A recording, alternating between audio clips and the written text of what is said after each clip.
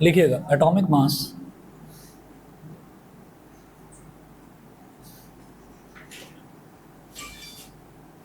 Of an element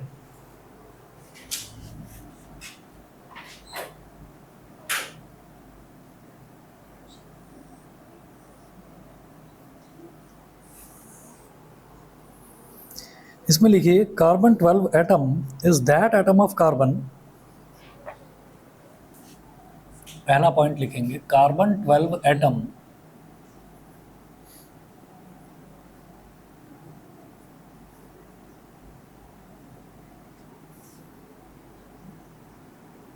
is that atom of carbon carbon 12 atom is that atom of carbon which has 6 protons and 6 neutrons।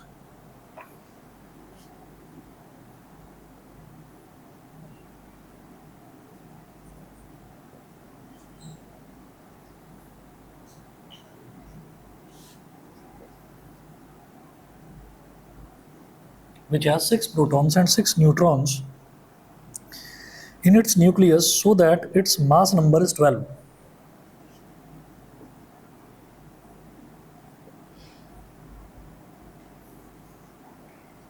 so that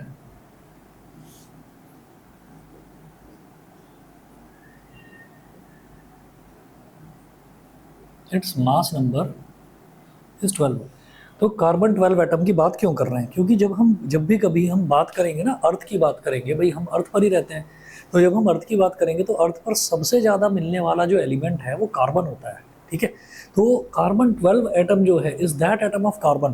तो carbon सबसे ज़्यादा मिलता है अर्थ पर, तो हम ये कहेंगे कि कार्बन को जब ऑब्जर्व करा गया तो कार्बन में ये देखा गया कि कार्बन जो है ना, कार्बन का जो न्यूक्लियस है, कार्बन के न्यूक्लियस के अंदर 12 ही प्रोटॉन है और 12 ही न्यूट्रॉन है कार्बन के न्यूक्लियस के अंदर। तो अब आप ये देखिएगा कि हमेशा से क्या होता है कि जो भी एलिमेंट है तो उस एलिमेंट के अंदर इलेक्ट्रॉन्स होते हैं, प्रोटॉन्स होते हैं और न्यूट्रॉन्स होते हैं। इलेक्ट्रॉन्स, प्रोटॉन्स और न्यूट्रॉन्स ये होते हैं किसी भी एलिमेंट के अंदर। तो आप ये देखिएगा कि ये देखा जाता है कि सेंटर में तो एक पॉजिटिवली चार्ज न्यूक्लियस है और उसके चारों तरफ इलेक्ट्रॉन्स रिवॉल्व कर रहे हैं। ठीक है, पहले शेल में 2 इलेक्ट्रॉन रिवॉल्व करते हैं, दूसरे शेल में 8 इलेक्ट्रॉन रिवॉल्व करते हैं। ये वाली थ्योरी अभी आपने करी नहीं होगी। 6, 7, 8। तो जितने भी प्रोटॉन्स हैं और न्यूट्रॉन्स हैं वो सारे के सारे न्यूक्लियस के अंदर भरे हुए होते हैं और इलेक्ट्रॉन्स बाहर गोल गोल चक्कर काट रहे होते हैं बाहर। हाँ हाँ, तो इलेक्ट्रॉन्स जो हैं वो बाहर रिवॉल्व कर रहे होते हैं। तो हम ये कहते हैं कि किसी भी एलिमेंट के अंदर जितने प्रोटॉन्स हैं और जितने न्यूट्रॉन्स हैं, इलेक्ट्रॉन्स क्योंकि घूम रहे होते हैं, तो इलेक्ट्रॉन्स जो है ना, इलेक्ट्रॉन्स का स्टेबल नहीं होते, वो गोल गोल घूम रहे होते हैं, चक्कर काट रहे होते हैं न्यूक्लियस के चारों तरफ। तो इलेक्ट्रॉन्स के बारे में हम ये कहते हैं कि यार इलेक्ट्रॉन क्या कंट्रीब्यूट करेंगे, तो बार बार घूम रहे हैं, रुक ही नहीं रहे हैं, कहीं स्टेबल ही नहीं हो रहे हैं। तो स्टेबल थिंग क्या होती है? न्यूक्लियस के अंदर प्रोटॉन और न्यूट्रॉन भरे रहते हैं, तो जितने भी प्रोटॉन हैं, जितने भी न्यूट्रॉन हैं, उनकी जो क्वांटिटी है उनको ऐड कर लिया गया और उनको ऐड करके ये कह दिया गया, जैसे कार्बन है तो कार्बन के अंदर 6 प्रोटॉन, कार्बन के अंदर 6 न्यूट्रॉन, तो 6 + 6 कितना हो गया? टोटल 12 हो गया। तो इसलिए ये कह दिया जाता है कि कार्बन का जो एटॉमिक नंबर है वो 12 है। ठीक है, एटॉमिक मास, सॉरी, कार्बन का एटॉमिक मास जो है वो 12 है। अब बात ये है कि जैसे मान लीजिए कोई बड़ा सा बॉक्स है, ठीक है, या कोई और ऑब्जेक्ट है, कोई चेयर है, टेबल है, कुछ भी है, उसका तो वज़न हम निकाल सकते हैं, मास निकाल सकते हैं। लेकिन एटम का मास कैसे निकालें? एटम का मास निकालना तो बड़ा मुश्किल है, खुली आंखों से दिखाई तो देता नहीं है, उसका मास क्या निकालेंगे हम? तो ये हो गया कि यार मास निकालने का फिर तरीका क्या हो सकता है? तो मास निकालने का तरीका ये हो सकता है कि आप उसके प्रोटॉन्स और न्यूट्रॉन्स को ऐड कर दीजिए बस। तो दुनिया भर के जो साइंटिस्ट हैं उन्होंने मिलकर ये तरीका निकाला कि जो भी एलिमेंट है उसके अंदर जितने भी प्रोटॉन्स हैं और न्यूट्रॉन्स हैं उनको ऐड कर दीजिए, और ऐड करने के बाद में आप ये कह देंगे कि यही उसका एटॉमिक मास है। अब एटॉमिक मास आपने बोल दिया तो क्या उसकी यूनिट क्या होगी? किलोग्राम होगी।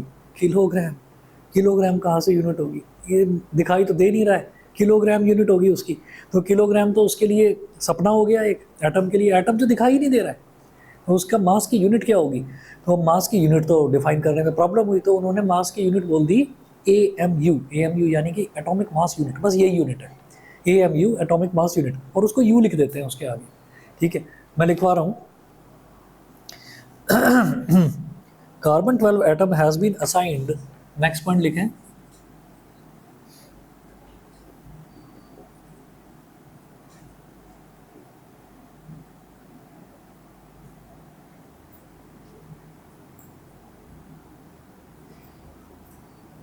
carbon 12 atom has been assigned an atomic mass of exactly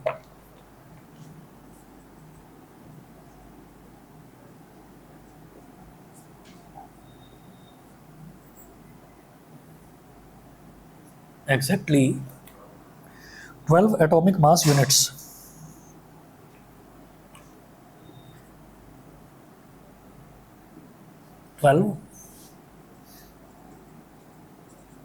atomic mass units, आगे लिखें full stop, commonly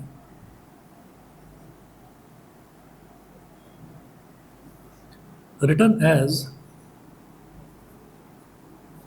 12U, commonly written as 12U, commonly इसको क्या बोल देते हैं, 12U बोल देते हैं। U एटॉमिक मास यूनिट, तो AMU एटॉमिक मास यूनिट एक तो अपने आप में बहुत बड़ा शब्द है, ठीक है। बार बार लिखेंगे कि 12 atomic mass unit, 11 atomic mass unit, बार बार ये लिखेंगे तो बहुत बड़ा हो जाएगा। तो उसको शॉर्ट में लिखने के लिए तरीका अपनाया AMU। अब AMU भी बड़ा लगने लगा, ठीक है, तो U ही लिख देते हैं, बस 12 के आगे U लिख देते हैं। U का मतलब ही ये है कि एटॉमिक मास यूनिट की बात होगी, ठीक है। अच्छा जी,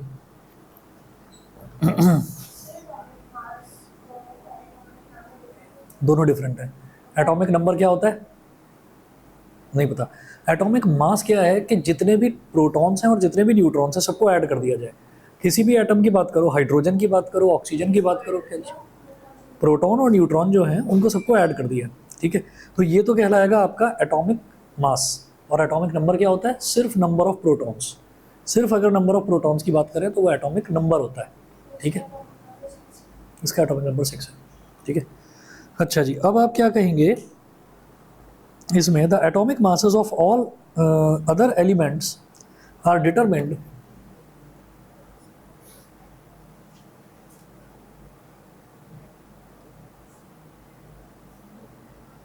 the atomic masses of all other elements are determined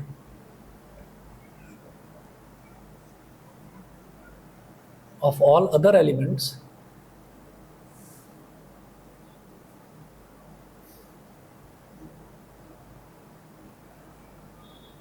all other elements are determined by comparing the mass of their atom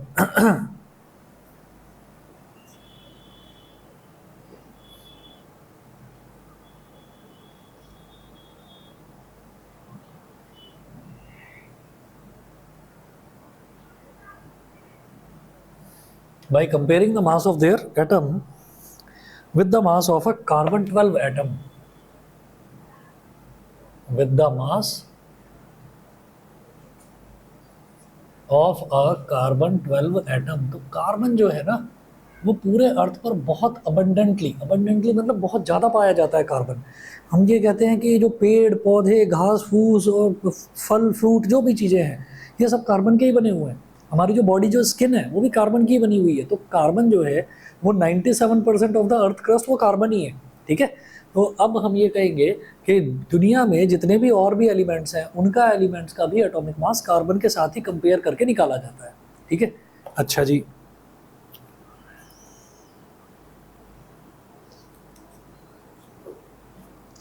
तो प्रॉपर डेफिनेशन इसकी एटॉमिक मास की लिखिएगा, definition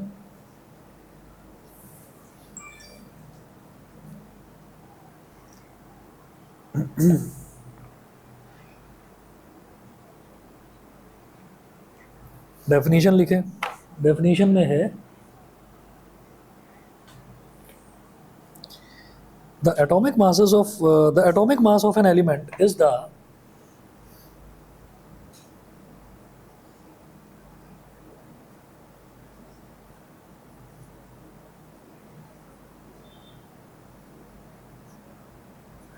the atomic mass of an element is the relative mass of its atom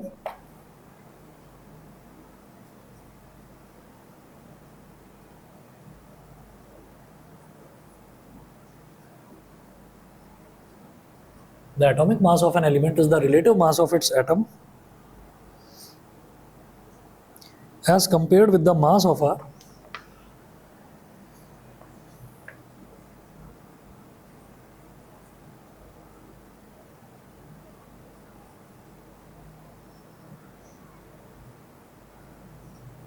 as compared with the mass of a carbon 12 atom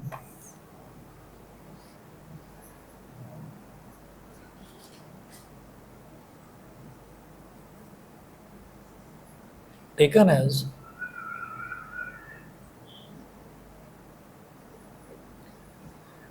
12 units. तो relative mass का मतलब क्या है कि आप उसको कंपेयर करके जितने भी दूसरे एलिमेंट्स हैं दुनिया में, जितने भी एलिमेंट्स हैं उन सब का मास जो है वो कंपेयर करके ही निकाला जाता है कार्बन 12 के साथ, ठीक है।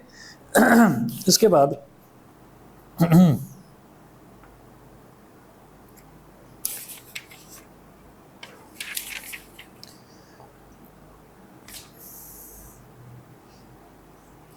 हेडिंग डालिएगा atomic masses of some common elements. atomic masses of some common elements।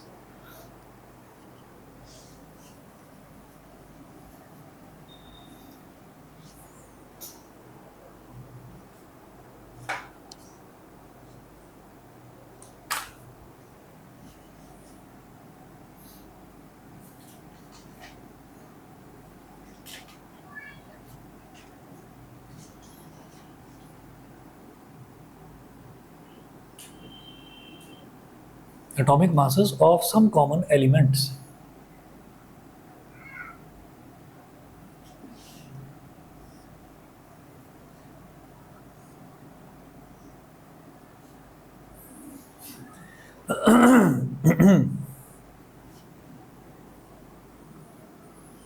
Atomic masses of some common elements, तो इसमें लिखेंगे एलिमेंट, सिंबल और एटॉमिक मास, ऐसे लिखेंगे। यहाँ लिखेंगे, टेबल बनाएंगे, एलिमेंट,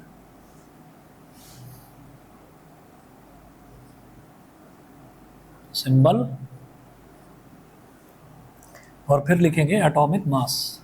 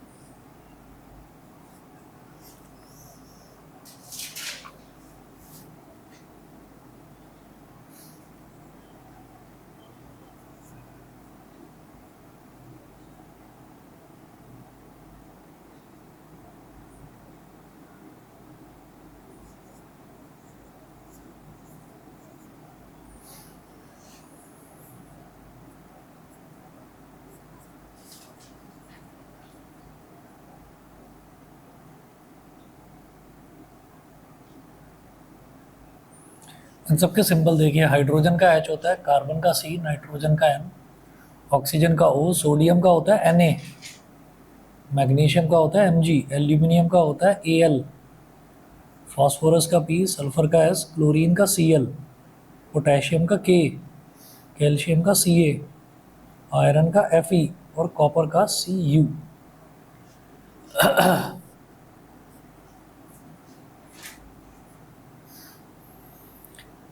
हाइड्रोजन का एटॉमिक मास 1, कार्बन का 12, नाइट्रोजन का 14, ऑक्सीजन का 16, सोडियम का 23,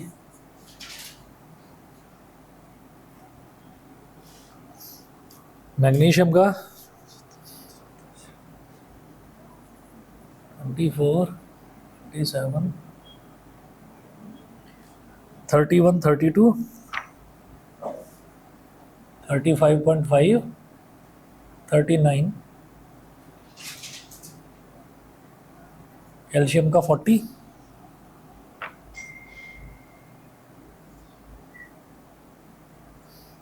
और सबके आगे यू लगाते चले जाइए। यू का मतलब एटॉमिक मास यूनिट।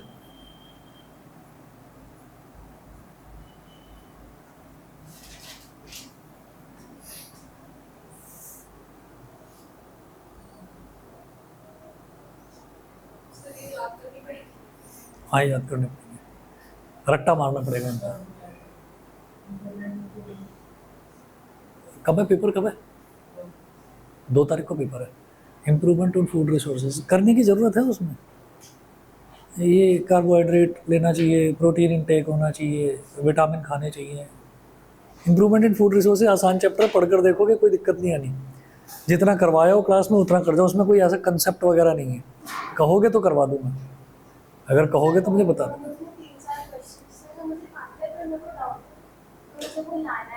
कल पूछ लेना, कल पूछ लेना, ठीक है, कोई दिक्कत नहीं। बता देना, एक बार पढ़कर देख लेना, अगर आ जाता है तो बहुत बढ़िया, नहीं तो मैं करा ही दूंगा।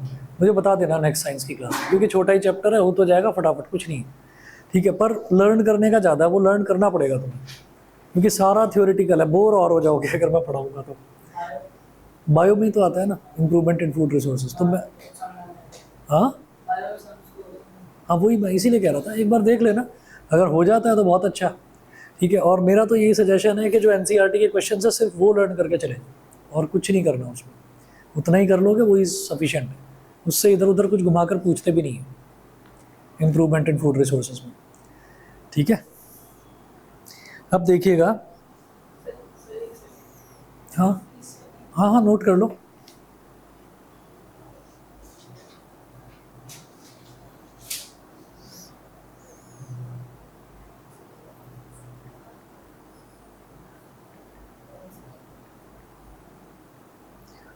जब सभी बच्चे नोट करने, ऑनलाइन ऑनलाइन वाले बता देना।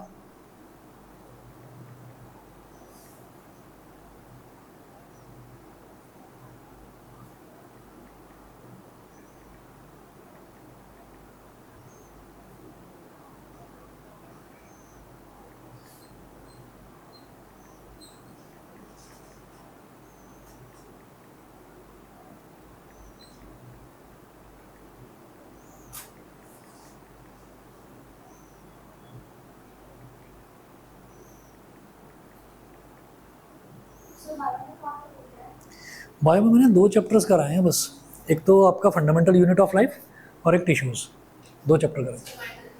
हाँ, वो तो केमिस्ट्री में, हाँ, मैटर और is matter around us, pure chemistry में भी 2 ही चैप्टर हुए हैं, अभी तीसरा करवा रहा हूँ स्टार्ट। ठीक है जी, चलो नोट कर लिया सभी ने? तबीयत खराब है क्या? हो गया भाई, कर लिया अश्विन? यार फिर खो गए बीच में, तुमने कर लिया? मैं कल चेक करूँगा होमवर्क, ठीक है, करके लेकर आओगे। कंप्लीट कर लिया? कर लिया? अरे वाह, बहुत बढ़िया। हाँ, तो बहुत अच्छी बात है। अरे वो कोई बात नहीं, आके करो जाके करो, कोई दिक्कत नहीं है। एक्चुअली टाइम तो आपको बहुत टफ टाइम से गुजर रहे हैं आप लोग, पता ही होगा आपको, बहुत ज़्यादा टफ टाइम है। पहली चीज़ तो ये कि स्कूल में जब आप जाते हैं ना, तो स्कूल जाने में मुझे लगता है सभी बच्चों को 1 घंटा लगता होगा, ठीक है। तो this is the main disadvantage of living in a metro city. Metro city में यही प्रॉब्लम होती है कि बच्चे को स्कूल तक पहुंचने में 1 घंटा लग जाता है। घर से स्कूल की बात कर रहा हूँ, ये नहीं कि मैं बस में बैठा, नहीं 20 ही मिनट तो लग रहे हैं। अरे भाई, बिल्डिंग से नीचे उतरोगे, लिफ्ट का वेट करोगे, यार ये लिफ्ट नहीं आ रही, लिफ्ट नहीं आ रही, उसका वेट करोगे, फिर वहाँ से नीचे उतरोगे, फिर बस का वेट करोगे, फिर बस में बैठोगे, बस भी घूमती फिरती जाएगी, पहुँचाएगी, आपको 1 घंटा लगता है जाने में, 1 घंटा लगता है आने में। अब वो जो 1 घंटा है ना, उसमें आधा घंटा बस में बीतता होगा, ठीक है। वो उस टाइम थोड़ा आपको लगता है कि हंसी मजाक वाला टाइम है, ठीक है, कोशिश कर लो उस टाइम भी पढ़ने की।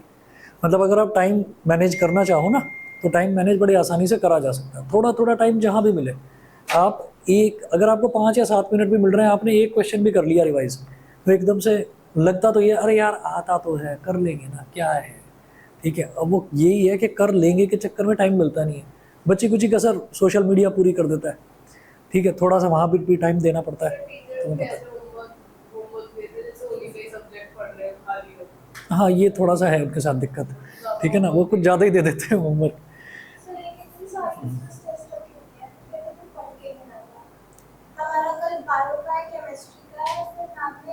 नहीं आप एक काम किया करो, जितना हो जाए भाई उतना कर लिया करो, क्योंकि ऐसे ना, ऐसे तो बहुत कम एज में ही स्ट्रेस होना शुरू हो जाएगा, तो वो लेने की ज़रूरत नहीं है। पर ऐसा भी नहीं है कि आए बैग फेंक दिया, चल चल चल निकल, है ना, स्ट्रेस नहीं लेना, ठीक है। थोड़ा थोड़ा सभी सब्जेक्ट पढ़ लो, नोट कर लिया, ठीक है। चलिए जी। एटॉमिक नंबर का अप्रॉक्सीमेटली डबल होता है, कुछ केसेस ऐसे हैं, जैसे ये सोडियम है, तो सोडियम का मैं अभी बताऊंगा आगे कि एटॉमिक नंबर तो 11 होता है, लेकिन एटॉमिक मास उस हिसाब से तो 22 होना चाहिए, तो 23 हो गया। तो खैर आगे डिस्कस करेंगे उस बारे में।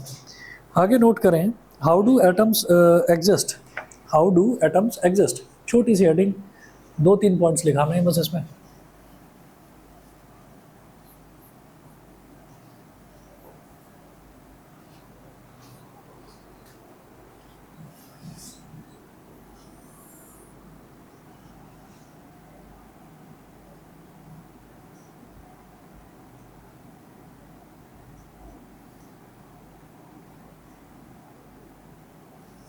हाउ डू एटम्स एग्जिस्ट, इसमें लिखेंगे atoms usually exist in 2 veg.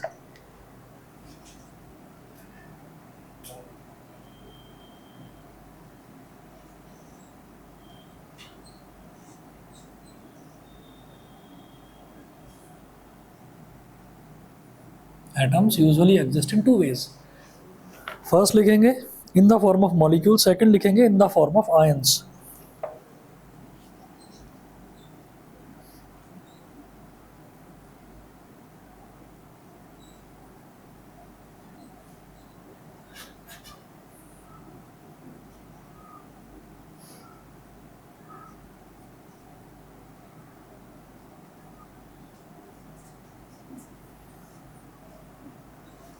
In the form of molecules, in the form of, second लिखेंगे in the form of ions. आगे चलते हैं, नेक्स्ट हेडिंग डालिएगा molecules, molecules.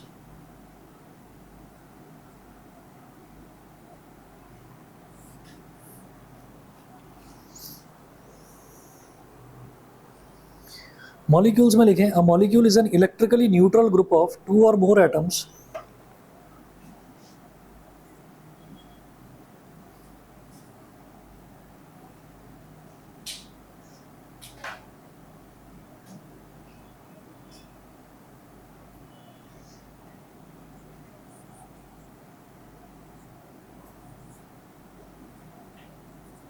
A molecule is an electrically neutral group neutral group of 2 or more atoms chemically bonded together.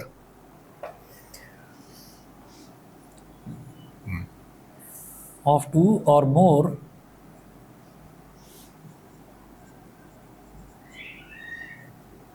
atoms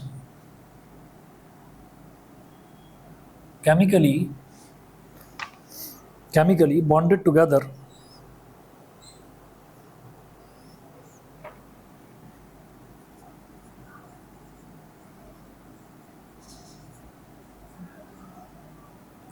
molecule क्या होता है, ये ना 2 या 2 से ज़्यादा एटम्स, ठीक, 2 या 2 से ज़्यादा एटम्स अगर आप उसको केमिकली कंबाइन कर दें, अगर उनको ज्वाइन कर दें, तो फिर मॉलिक्यूल बन जाता है, ठीक है। तो एटम्स के जुड़ने से, अब वो एटम्स 2 हो सकते हैं, 3 हो सकते हैं, 4 हो सकते हैं, उनके जुड़ने से जो सब्सटेंस बनता है उसको हम मॉलिक्यूल बोल देते हैं, ठीक। अच्छा, अब उसके बाद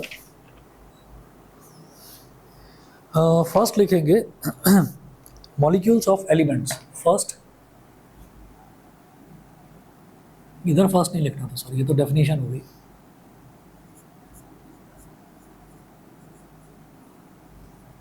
मॉलिक्यूल्स ऑफ एलिमेंट्स,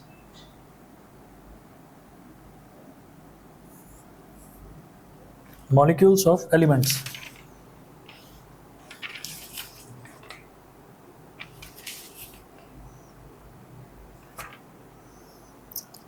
इसमें लिखिए the molecule of an element contains two और मोर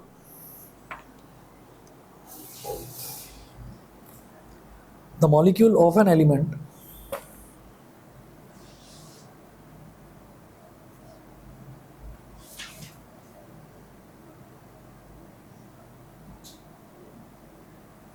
the molecule of an element contains two or more similar atoms contains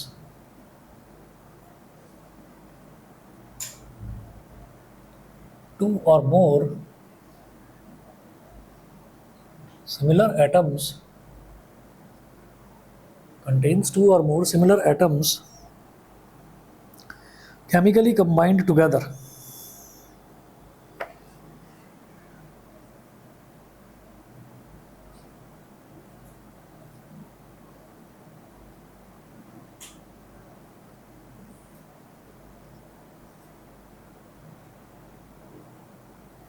chemically combined together.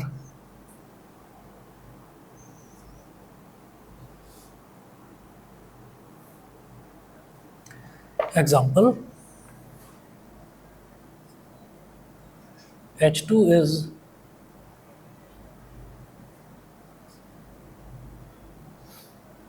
hydrogen molecule, O2 is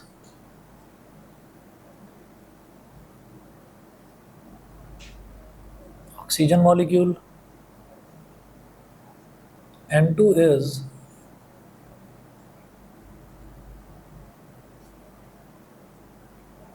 nitrogen molecule. ठीक है, तो इस तरीके से हम ये देखते हैं कि जैसे हाइड्रोजन है तो हाइड्रोजन के दो एटम्स अगर जुड़ गए आपस में तो H2 बन गया। H2 क्या कहलाता है? Hydrogen molecule. ऑक्सीजन के दो एटम्स अगर जुड़ गए तो ऑक्सीजन मॉलिक्यूल। ऐसे ही नाइट्रोजन के दो एटम्स अगर जुड़ गए तो N2 यानी कि नाइट्रोजन मॉलिक्यूल, तो उसको नाइट्रोजन मॉलिक्यूल बोल देते हैं। ठीक है, तो इसमें क्या होता है, इंपॉर्टेंट चीज़ क्या है कि कंटेन्स टू और more similar atoms. Similar atoms मतलब ऑक्सीजन ऑक्सीजन के साथ ही जुड़ेगा, नाइट्रोजन नाइट्रोजन के साथ ही जुड़ेगा और हाइड्रोजन हाइड्रोजन के साथ ही जुड़ेगा। इसको कहते हैं मॉलिक्यूल्स ऑफ एलिमेंट्स। तो एक एलिमेंट है तो उस एलिमेंट का एटम जो है वो खुद के ही साथ जुड़ेगा, तो उनको कहते हैं हम molecules of elements.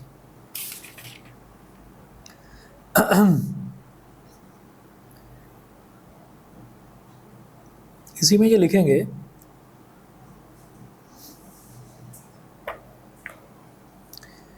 the number of atoms present in one molecule of an element, इसी में लिखेंगे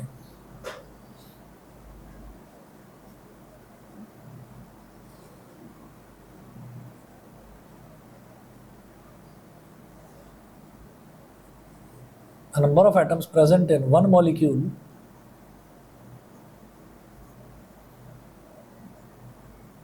of an element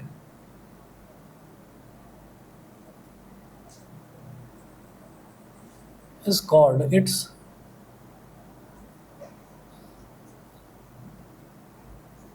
atomicity.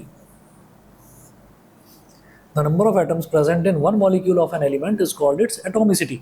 उसको उसकी एटॉमिसिटी बोलते हैं। तो एटॉमिसिटी का मतलब क्या हो गया, जैसे मान लीजिए H2 है तो H2 का मतलब क्या है, हाइड्रोजन के आगे 2 लिखा हुआ है ना, तो हाइड्रोजन मॉलिक्यूल की एटॉमिसिटी क्या हो गई, 2 हो गई। ठीक है, तो जितने भी नंबर ऑफ एटम्स हैं, जैसे हाइड्रोजन मॉलिक्यूल है उसके आगे 2 लिखा है, इसकी एटॉमिसिटी 2 हो गई, इसकी एटॉमिसिटी 2, इसकी भी एटॉमिसिटी 2। ठीक,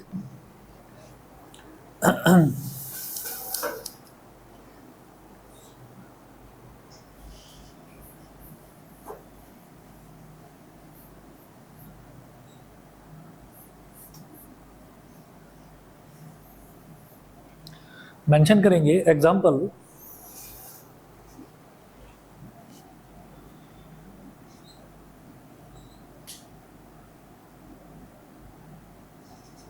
phosphorus molecule is written as P4 full stop. So atomicity of phosphorus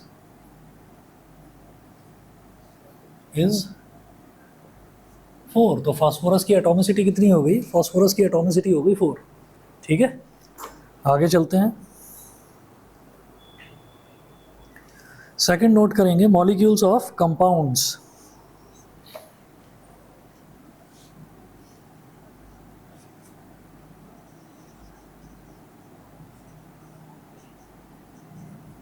molecules of compounds.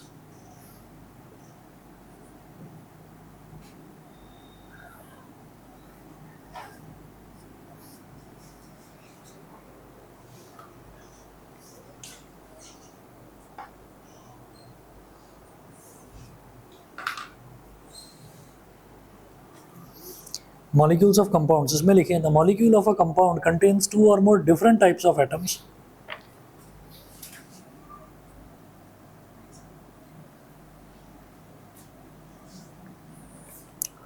The molecule of a compound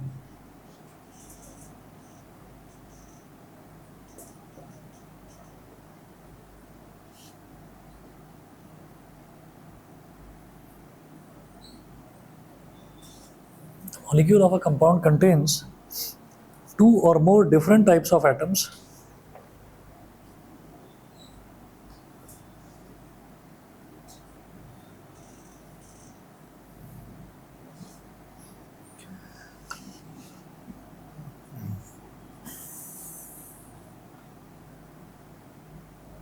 याद रहे वहां पर क्या था? सिमिलर था। यहां पर क्या है? Different types of atoms chemically combined together. Chemically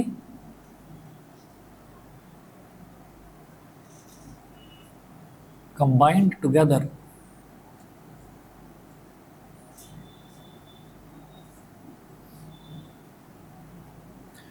molecules of a compound, तो कंपाउंड की जब बात करेंगे तो कंपाउंड में क्या होगा? दो या दो से ज़्यादा एटम्स जुड़ेंगे, लेकिन वो एटम्स जो है ना वो अलग अलग एलिमेंट्स के होंगे। ठीक है, जैसे नाइट्रोजन के साथ में हाइड्रोजन जुड़ गया, ठीक है, या हाइड्रोजन के साथ में ऑक्सीजन जुड़ गया, इस तरह से। तो एग्जाम्पल,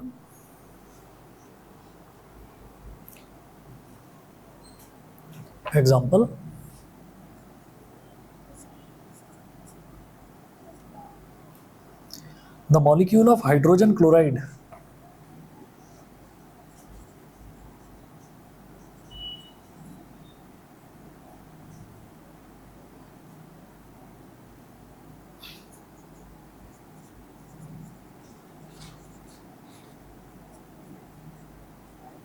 हाइड्रोजन क्लोराइड, तो H is for hydrogen and Cl is for chlorine. तो हाइड्रोजन और क्लोरीन का अगर कॉम्बिनेशन हो गया तो हाइड्रोजन क्लोराइड बनेगा। तो क्या लिखेंगे? The molecule of hydrogen chloride HCl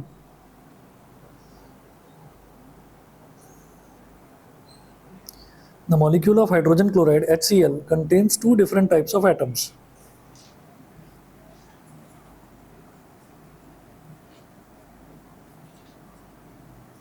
Contains two different types of atoms.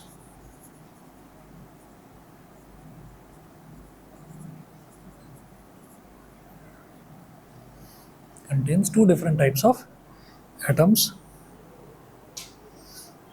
hydrogen atom and chlorine atom.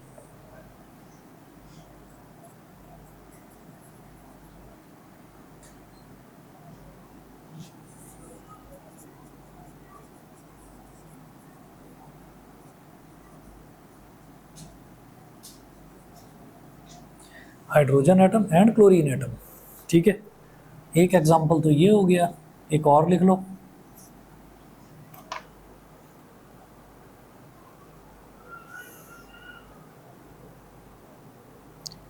A molecule of water H2O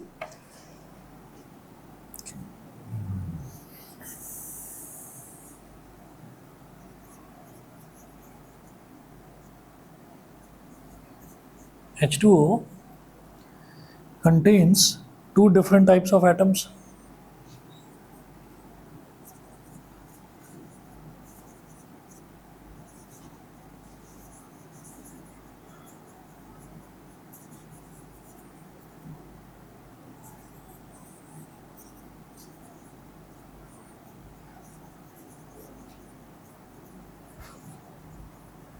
hydrogen atom and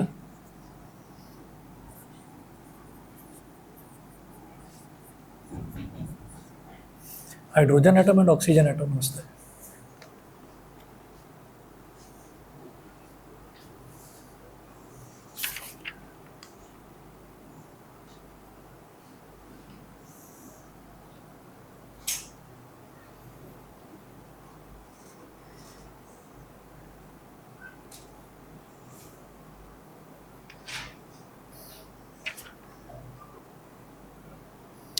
उसके बाद लिखें, हेडिंग डालेंगे केमिकल फॉर्मूले, केमिकल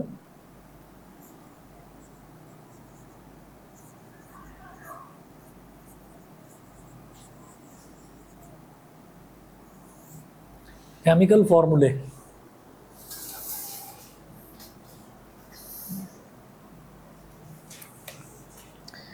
केमिकल फॉर्मूले में लिखें, अ केमिकल फॉर्मूले का मतलब क्या है, ये फॉर्मूला की प्लूरल फॉर्म, ठीक है ना, फॉर्मूलाज नहीं होता, फॉर्मूले होता है, ठीक है। A chemical formula represents the composition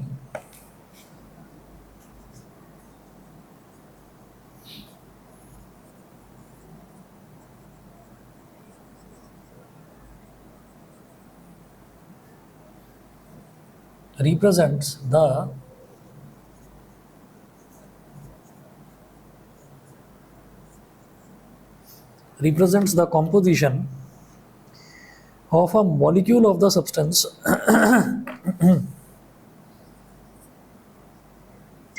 of a molecule of the substance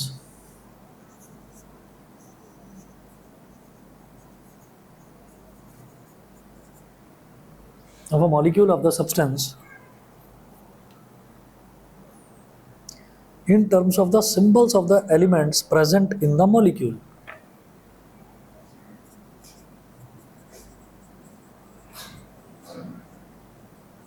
In terms of the, good evening.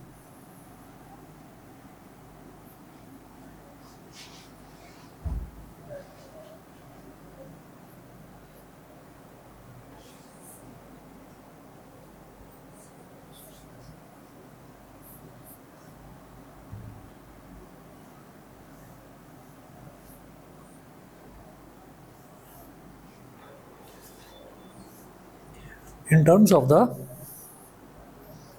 symbols of the elements present in the molecule.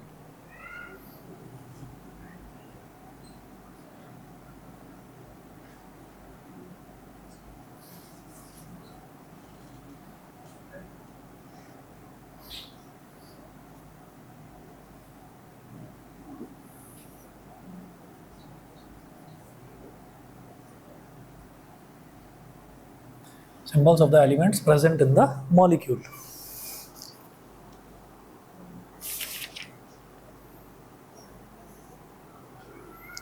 Example,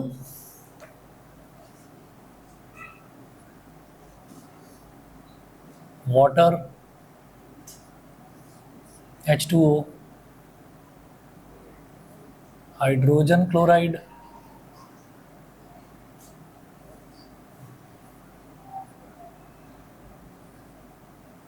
HCl, ammonia, NH3, etcetera. इसको chemical formula बोलते हैं। जैसे water के लिए हमने बोल दिया H2O, carbon dioxide के लिए हम बोल देते हैं CO2, ठीक है। तो इसी तरीके से अमोनिया गैस होती है जो रेफ्रिजरेटर में, AC में जो गैस भरी जाती है, दैट इज कॉल्ड अमोनिया। तो वो जो गैस है उसका, अमोनिया का जो केमिकल फार्मूला है वो NH3 हो गया। तो इन सबको हम केमिकल फार्मूला बोल देते हैं, जहाँ पर इनके जो सिंबल्स हैं, जैसे नाइट्रोजन है तो नाइट्रोजन के आगे कुछ भी नहीं लिखा हुआ, इसका मतलब नाइट्रोजन का एक एटम है। हाइड्रोजन के आगे सबस्क्रिप्ट में 3 लिखा हुआ है, इसका मतलब हाइड्रोजन के 3 एटम है यहाँ। H सिंगल है, Cl सिंगल है, हाइड्रोजन और क्लोरीन दोनों का एक एक यहाँ पर एटम है। यहाँ वाटर में हाइड्रोजन के 2 एटम है, ऑक्सीजन का 1 एटम है। तो इस तरह से लिखा जाता है, ये केमिकल फार्मूले हैं इनके। अच्छा, इनको रटने की ज़रूरत नहीं है, ये केमिकल फार्मूले बनते कैसे हैं वो मैं आपको बताऊंगा, सिलेबस में है हमारे, वो हम करेंगे। हेडिंग डालिएगा calculation of molecular mass.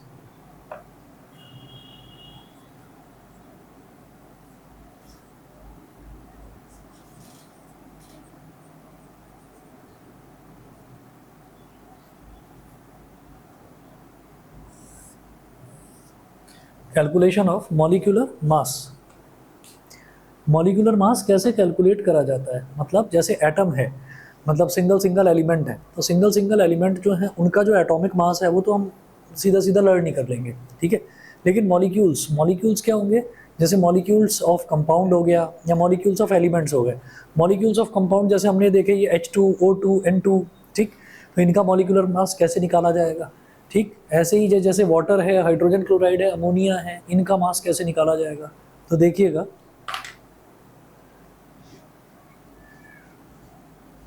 Example 1, molecular mass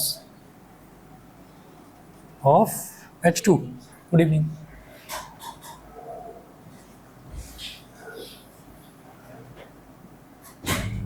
one into two यानी कि 2, गुड इवनिंग। कैसे करा ऐसे, हाइड्रोजन जो है, हाइड्रोजन का एटॉमिक मास कितना है, 1 है ना, और हाइड्रोजन के आगे क्या लिखा हुआ है, 2 लिखा हुआ है, तो हाइड्रोजन के एटम्स कितने हैं यहाँ पर, 2 हैं, तो 1 इंटू 2 बस। हाइड्रोजन, हमने एक टेबल बनवाई, उसमें देखो हाइड्रोजन का एटॉमिक मास क्या लिखा हुआ है,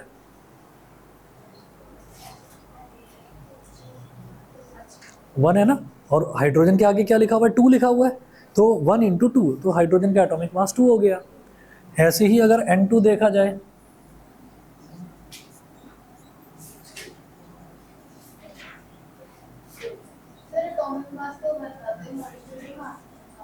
हाँ क्या क्या बताओ, एटॉमिक, ये मॉलिक्यूलर मास है, ठीक है। अब molecular mass of N2, nitrogen का एटॉमिक मास बताओ क्या था, देखो 14, और कितने एटम है, 2 एटम है, तो एक का मास 14, तो 2 का मास कितना, 14 2 28, 28 U is for atomic mass unit. Online वाले स्टूडेंट्स बताएं समझ में आ रहा है, अभिराज, दिव्यांश, रुद्रांश, आशीष, ठीक है। अगला, ओके, अगला एग्जांपल देखिएगा,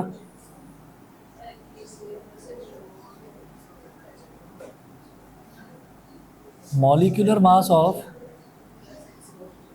H2O, हाइड्रोजन का एटॉमिक मास 1 होता है और 2 एटम है, तो 1 इंटू 2। अब ऑक्सीजन जो है, ऑक्सीजन नया एटम है, दूसरा एलिमेंट है, तो प्लस, ऑक्सीजन का एटॉमिक मास कितना है, ऑक्सीजन का एटॉमिक मास है 16, यहाँ 16 कर दिया, 1 इंटू 2 इज 2, 2 प्लस 16, क्योंकि वो अलग एलिमेंट है, क्योंकि ऑक्सीजन अलग एलिमेंट है। यहाँ पर क्या था, यहाँ पर तो नाइट्रोजन का ही 2 था ना बस, तो नाइट्रोजन सिंगल एलिमेंट था, तो नाइट्रोजन का 2 था, तो 14 इंटू 2 कर दिया। यहाँ क्या है, हाइड्रोजन का तो 2 है, तो 1 इंटू 2, हाइड्रोजन का atomic mass 1, 1 into 2, plus oxygen क्योंकि अलग है इसलिए प्लस कर दिया, ठीक। तो 2 प्लस 16 कितना हो गया, 18 U। एग्जाम्पल नंबर 4,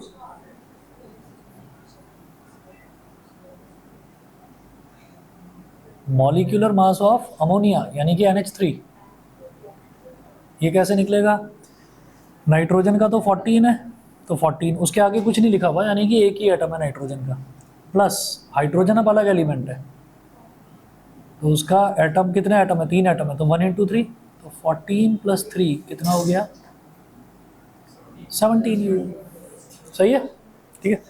इस तरीके से निकाले जाते हैं मॉलिक्यूलर मास, ठीक। उसके बाद